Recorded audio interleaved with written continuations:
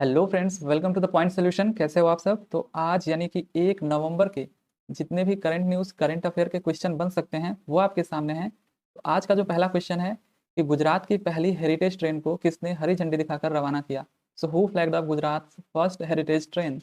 तो जब भी ट्रेनों की बात हो और हरी झंडी दिखाने की बात हो तो आप समझ जाया करिए कि अपने प्रधानमंत्री नरेंद्र मोदी ने ही उसे हरी झंडी दिखाई होगी। ठीक है, तो यहाँ पे नरेंद्र मोदी इसका करेक्ट आंसर हो जाएगा कि गुजरात की पहली हेरिटेज ट्रेन को हरी झंडी किसने दिखाई? तो प्रधानमंत्री नरेंद्र मोदी ने गुजरात की पहली हेरिटेज ट्रेन को हरी झंडी दिखाई, जिसे एक इलेक्ट्रिक इंजन द्वारा चलाया जाएगा।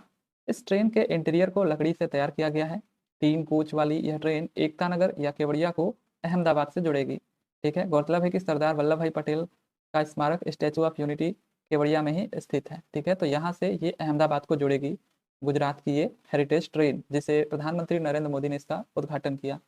अगला क्वेश्चन है कि हाल ही में राष्ट्रीय खेलों 2023 में किसने रिकॉर्ड समय में 100 मीटर बाधा दौड़ में स्वर्ण पदक जीता है? तो देखिए यहाँ पे अधिकांशतः आप देखोगे किसी भी खेल में जो मेडल्स होते हैं, इतने सारे लोग मेडल्स जीतते हैं, आप सबके नाम याद नहीं रख पाते हो, तो एग्जाम में अधिकांशतः वही पूछता है जिसमें या तो कोई रिकॉर्ड बना हो या फिर वो कई सालों बाद जीता गया हो भारत के द्वारा। ठीक है, तो यहाँ पे भी अगर हम बात करें तो अभी जो राष्ट्रीय खेल चल रहे हैं उसमें रिकॉर्ड समय में 100 मीटर बाधा दौड़ में किसने स्वर्ण पदक जीता है? तो ये जीता है ज्योति याराजी ने। ठीक है, ज्योति याराजी ने। वहीं पे 110 मीटर बाधा दौड़ में भी रिकॉर्ड बनाया गया है। तो देखिए 37वें राष्ट्रीय खेलों में हांगजो एशियाई खेलों की रजत पदक विजेता, तो जो हांगजो भी एशियाई खेल हुए थे उसमें ये जो ज्योति याराजी हैं इन्होंने रजत पदक जीता था। और तेजस सिरसे ने भी देखिए यहाँ पे 100 मीटर, यहाँ पे 110 मीटर बाधा दौड़ में, तो जो ज्योति याराजी हैं और ये तेजस सिरसे क्रमशः 100 मीटर और 110 मीटर बाधा दौड़ स्पर्धाओं में राष्ट्रीय खेलों के रिकॉर्ड को तोड़ते हुए अपनी एथलेटिक प्रतिभा का प्रदर्शन किया। ज्योति याराजी ने 100 मीटर बाधा दौड़ को केवल 13.22 सेकंड में पूरा करके अपना रिकॉर्ड तोड़ दिया और तेजस सिरसे ने फाइनल में अपने टाइमिंग में और भी सुधार करने में सफल रहे और 13.71 सेकंड का समय निकाला।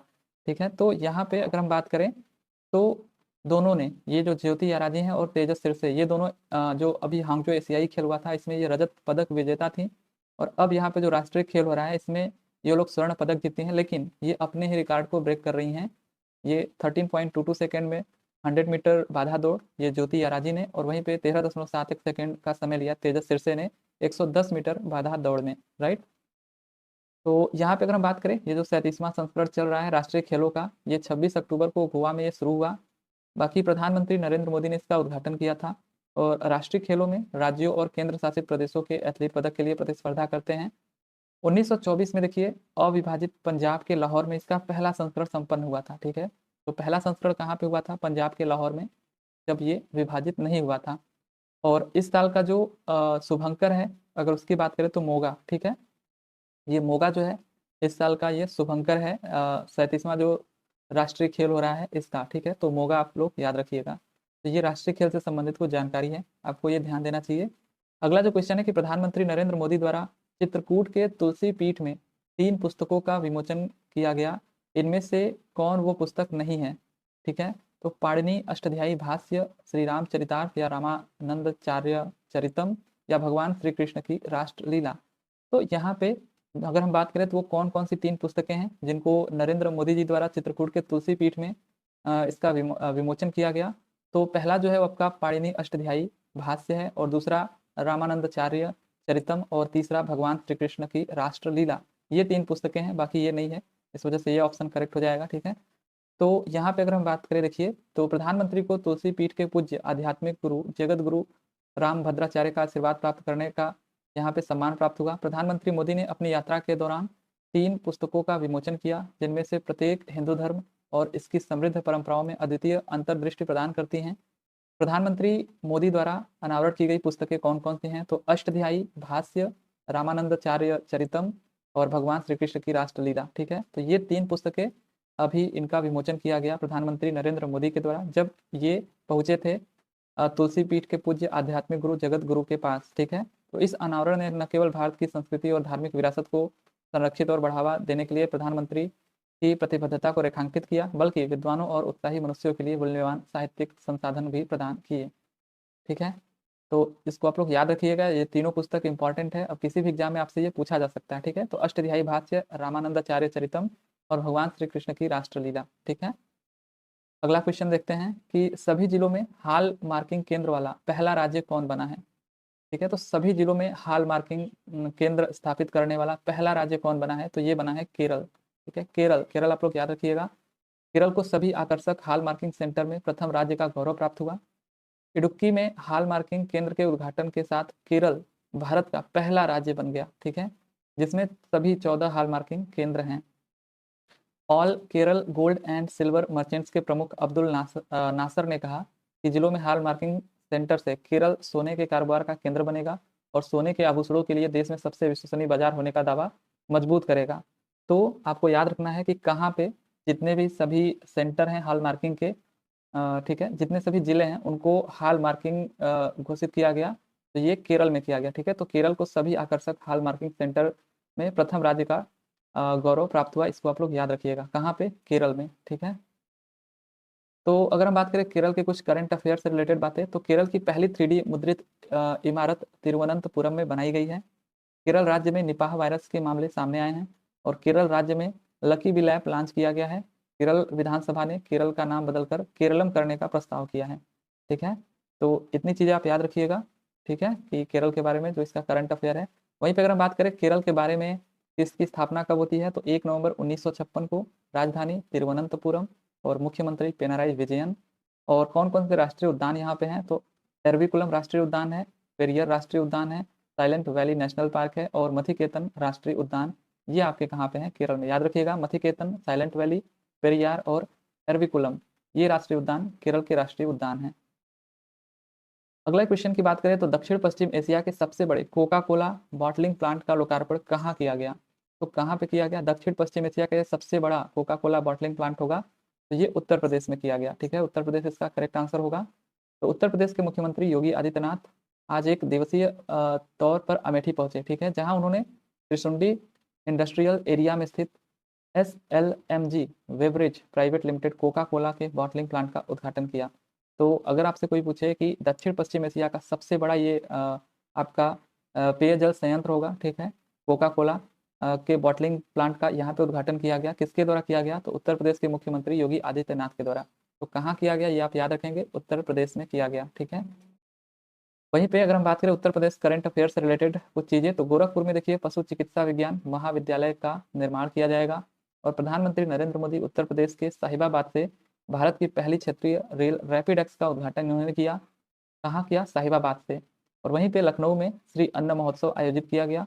आगरा में ताज कार्निवल आयोजित किया गया। ठीक है, अगले क्वेश्चन की बात करें तो भारतीय नागरिकों के लिए किस देश ने 6 महीने तक फ्री वीजा की सुविधा शुरू की है, तो देखिए फ्री वीजा 6 महीने तक के लिए किस देश ने भारत के नागरिकों के लिए शुरू की है, तो ये करी है थाईलैंड ने। ठीक है, थाईलैंड ने, इससे पहले भी आपने देखा था, अभी श्रीलंका ने किया था। तो भारतीयों के लिए अगले 6 महीने तक थाईलैंड की यात्रा के लिए वीजा की जरूरत नहीं होगी। थाई टूरिस्ट के मुताबिक 10 नवंबर 2023 से 10 मई 2024 तक बिना वीजा के थाईलैंड जा सकते हैं। तो आप एक बार जाइए, घूम के आइए। ठीक है, तो इस दौरान पर्यटक वहाँ 30 दिनों तक रह भी सकते हैं। थाई टूरिज्म ने यह सुविधा भारत और ताइवान के नागरिकों को दी है। तो भारत को तो दी है, साथ ही साथ ताइवान को भी दी है। ठीक है, ताइवान से वहाँ पे बच के रहिएगा, बशर्ते यहाँ पे भारत के साथ साथ ताइवान को भी आपको याद रखना है कि थाईलैंड ने फ्री वीजा दिया है 6 महीने के लिए। इससे पहले सितंबर महीने में चीन के पर्यटकों के लिए भी थाईलैंड ने यह सुविधा दी थी। तो इससे पहले चीन को दिया था, अभी भारत और ताइवान दोनों को ये वीजा सुविधा दिया गया है। और इससे भी पहले श्रीलंका ने आपने देखा था कि 7 देशों को फ्री वीजा दिया था, जिसमें पाकिस्तान शामिल नहीं था। थाईलैंड के बारे में अगर बात करें तो राजधानी बैंकॉक हो जाती है, सम्राट यहाँ के वजीरा लोंगकॉर्न हो जाते हैं और प्रधानमंत्री श्रेथा था विसीन हो जाते हैं और मुद्रा थाई बात हो जाता है। मुद्रा यहाँ का क्या है, थाई बात, और राजधानी बैंकॉक।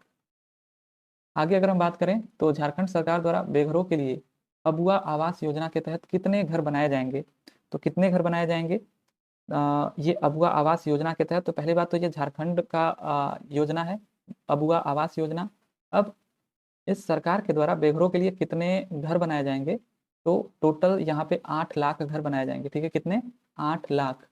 तो झारखंड की हेमंत सोरेन सरकार ने राज्य के गरीब और बेघर लोगों के लिए पक्का घर बनाकर देने की योजना को स्वीकृति दे दी है। योजना का नाम अबुआ आवास योजना रखा गया है। इस योजना के तहत 8 लाख लोगों को पक्का घर मुहैया कराया जाएगा। अबुआ आवास योजना के अंतर्गत 3 कमरों का पक्का मकान के साथ रसोई घर बनाया जाएगा। इस योजना के अंतर्गत बनाए जाने वाले घर का क्षेत्रफल 31 वर्ग मीटर होगा। ठीक है, तो ये हेमंत सोरेन सरकार ने ये योजना अबू आवास योजना रखी है और इसमें 8 लाख लोगों को पक्का घर मुहैया कराया जाएगा। झारखंड के बारे में बात करें तो स्थापना इसका होता है 15 नवंबर 2000 को और मुख्यमंत्री अभी हेमंत सोरेन है। राज्यपाल सीपी राधाकृष्णन है। विधानसभा सीट यहाँ की 81 है, राज्यसभा सीट 6 है और लोकसभा सीट यहाँ की 14 है। बेतला राष्ट्रीय उद्यान यहाँ का फेमस राष्ट्रीय उद्यान है। ठीक है, तो झारखंड का राष्ट्रीय उद्यान बेतला राष्ट्रीय उद्यान, आप इसको भी याद रखेंगे। आगे बात करें तो वर्ष 2023 के प्रतिष्ठित बैलन डी ओर अवार्ड से किसे सम्मानित किया गया है? तो ये देखिए अभी अगर हम बात करें तो फुटबॉल से ये संबंधित है। जो बैलन डी ओर अवार्ड है किससे संबंधित है? ये तो फुटबॉल से, और अभी ये हाल ही में इसे किसे सम्मानित किया गया इस अवार्ड से, बैलन डी ओर से? तो क्रिस्टियानो रोनाल्डो या लियोनेल मेसी या फिर एंड्रिया पिरलो या फिर सर्जियो एगुएरो? तो ये सम्मान दिया गया है लियोनेल मेसी को। ठीक है, तो यहाँ पे मेसी आपका करेक्ट आंसर हो जाएगा। ये जो बैलन डी ओर अवार्ड है ये सर्वश्रेष्ठ खिलाड़ी को दिया जाता है फुटबॉल में। तो फुटबॉल के दिग्गज खिलाड़ी लियोनेल मेसी को वर्ष 2023 के प्रतिष्ठित बैलन डी ओर अवार्ड से सम्मानित किया गया है। मेसी ने रिकॉर्ड 8वीं बार बैलन डी ओर अवार्ड अपने नाम किया है। तो इसलिए भी इंपॉर्टेंट हो जाता है कि ये रिकॉर्ड जो है मतलब इन्होंने 8वीं बार ये रिकॉर्ड अवार्ड अपने नाम किया है। ठीक है, ये जो अवार्ड है तो इसको आप याद रखिए कितनी बार, 8वीं बार। और किससे मिला? लियोनेल मेसी को मिला। कौन सा अवार्ड? बैलन डी ओर अवार्ड। तो 67वें बैलन डी ओर पुरस्कार का आयोजन देखिए फ्रांस के पेरिस में थिएटर डू चैटलेट में आयोजित किया गया। और वहीं पे साथ ही साथ पुरुषों के साथ साथ आप महिलाओं का भी याद रखेंगे। ये तो पुरुषों में मिला लियोनेल मेसी का, लेकिन एटाना बोनमाटी, ठीक है, एटाना यहाँ पे है शायद, एटाना, तो एटाना बोनमाटी को, ठीक है, ये महिलाओं में बैलन डी ओर अवार्ड मिला है एटाना बोनमाटी को। ये आप याद रखिएगा। और लियोनेल मेसी तो आपको पता ही होगा, एटाना बोनमाटी भी आप याद रखिएगा। ये महिलाओं में बैलन डी ओर अवार्ड इनको मिला, एटाना बोनमाटी को। कहाँ पे ये आयोजित हो रहा था? तो फ्रांस के पेरिस में। ठीक है, और 8वीं बार ये पुरस्कार जीता है लियोनेल मेसी ने।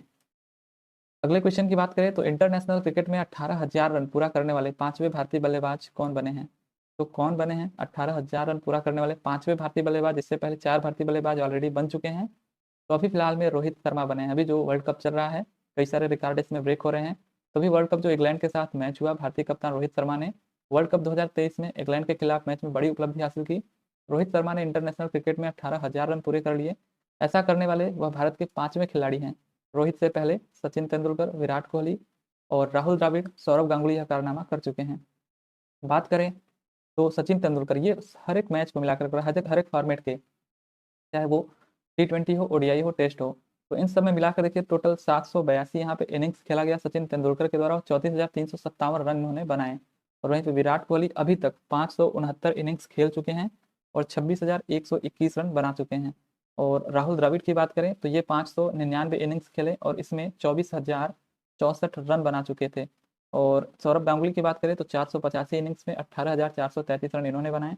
और रोहित शर्मा अभी ये 477 इनिंग ही खेले हैं और 18,002 रन बना चुके हैं। ठीक है, तो ये कुछ रिकॉर्ड्स हैं जिसमें सचिन तेंदुलकर, विराट कोहली, राहुल द्रविड़ और सौरव गांगुली के बाद अब रोहित शर्मा 18,000 रन बनाने वाले 5वें भारतीय बल्लेबाज बन गए हैं। FATF ने हाल ही में किस देश को ग्रे लिस्ट से हटा दिया है? सो हाल ही में किस देश को FATF financial action task force, ये क्वेश्चन इंपॉर्टेंट है, तो किस देश को यहाँ पे ग्रे लिस्ट से हटा दिया है FATF ने? तो कैमन, पनामा, जॉर्डन या उपरोक्त सभी? तो उपरोक्त सभी यहाँ पे करेक्ट आंसर हो जाएगा। कैमन, पनामा और जॉर्डन, इन तीनों देश को FATF ने हाल ही में ग्रे लिस्ट से हटा दिया है।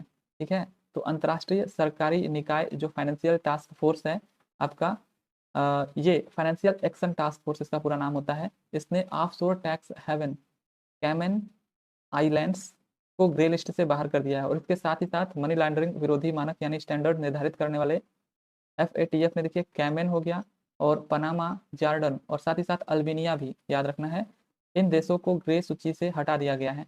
FATF ने 27 अक्टूबर को प्रकाशित रिव्यू में बुल्गारिया को ग्रे लिस्ट में शामिल किया है।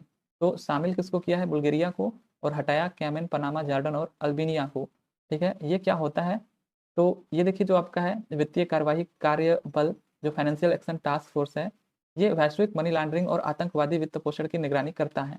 इसका उद्देश्य मनी लॉन्ड्रिंग, आतंकवादी वित्त पोषण का मुकाबला करना और सामूहिक विनाश के हथियारों के प्रसार के वित्त पोषण का विरोध करना है। FATF का गठन 1989 में G7 देशों की पेरिस में आयोजित बैठक में हुआ था। तो जब G7 देशों की पेरिस में बैठक चल रही थी तो उसी टाइम पे FATF का गठन किया गया था 1989 में, और इसका सचिवालय पेरिस में आर्थिक सहयोग और विकास संगठन जो OECD है, जहाँ पे इसका मुख्यालय है, वहीं पे इसका भी सचिवालय है। ठीक है, तो कहाँ पे है? पेरिस में। ठीक है, पेरिस में ये जो FATF है इसका सचिवालय है, और गठन 1989 में हुआ था। ये ऐसे मोटी मोटा आप समझिए कि आतंकवादी वित्त पोषण का ये निगरानी करता है। 2022 में पाकिस्तान को इस सूची से हटाया गया था, और अभी फिलहाल में इन चारों देशों को यहाँ पे कैमन हो गया, पनामा हो गया, जॉर्डन और अल्बानिया को इस सूची से हटाया गया है, और बुल्गारिया को इसमें शामिल किया गया है। अगले क्वेश्चन की बात करें तो ये क्वेश्चन कल का क्वेश्चन था जो मैंने पूछा था। तो विश्व शहर दिवस 2023 कब मनाया जाता है? तो विश्व शहर दिवस 31 अक्टूबर, आप याद रखेंगे, विश्व शहर दिवस इस दिन को मनाया जाता है, 31 अक्टूबर। ठीक है, 31 अक्टूबर को। और वहीं पे बात करें, आज का जो क्वेश्चन है आपका कि हाल ही में दक्षिण पश्चिम एशिया के सबसे बड़े पेय संयंत्र का उद्घाटन कहाँ किया गया? तो ये मुझे नहीं पता है, आप बताओगे, क्योंकि ये क्वेश्चन मैं अभी जस्ट पीछे कराया हूँ। तो दक्षिण पश्चिम एशिया के सबसे बड़े पेय संयंत्र का उद्घाटन कहाँ किया गया? मध्य प्रदेश, राजस्थान, उत्तर प्रदेश या गुजरात? आज ही के वीडियो में मैंने पिछले क्वेश्चन में कराया हूँ, थोड़ा अलग नाम से था, तो इसका आंसर आपको बताना है कमेंट करके। ठीक है, फिर ये रहे आज के करंट अफेयर के क्वेश्चन। चलिए फिर मिलते हैं अगले वीडियो में अगले टॉपिक के साथ। तब तक के लिए thank you, tata and bye.